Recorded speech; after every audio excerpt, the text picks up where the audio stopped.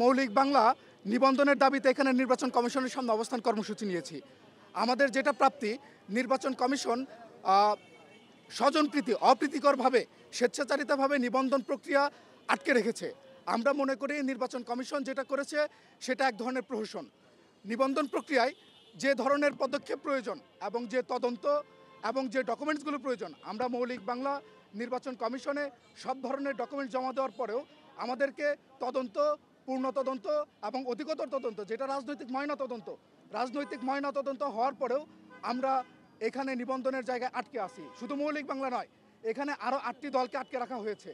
8টি দলের দাবি আমাদের নিবন্ধন প্রাপ্তি। আমরা নিবন্ধন নিয়ে যে প্রত্যাশায় ছিলাম, নির্বাচন কমিশন আমাদের সেই প্রত্যাশাকে আঙ্গুল দিয়ে তুড়ি মেরে দিয়েছে। এখানে বসেছি নির্বাচন কমিশনের যে বৈষম্যমুখী আচরণ, সেই বৈষম্যমুখী আচরণের বিরুদ্ধে এখানে বসেছি। আমার দল নিবন্ধিত হোক আর না হোক, আমি চাই যে এদেশের যতগুলো রাজনৈতিক দল আছে যারা প্রাপ্য তাদেরকে যেন নিবন্ধন দেওয়া হয়। কারণ সবাই দেশ, মানুষ এবং মানবতার কথা বলছে, দেশের কথা বলছে, তাহলে তাদেরকে কেন নিবন্ধন দেবেন না?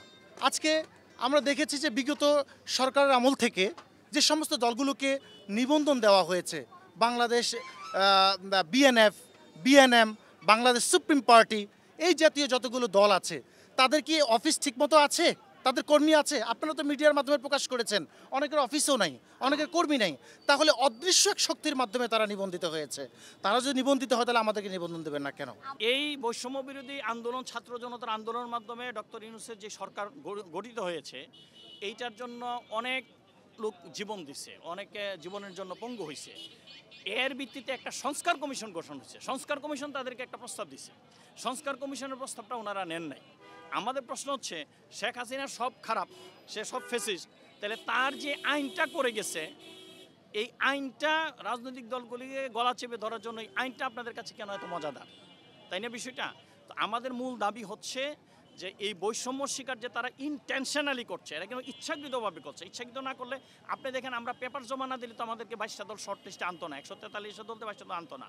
প্রথম তদন্তের ভিত্তিতে যদি আপনি ইয়াকে নিবন্ধন দেন, এনসিপিকে নিবন্ধন দেন, তাহলে আমাদের বেলা অসুবিধাটা কোথায় ছিল? আমাদের কেন আবার অধিকতর তদন্ত?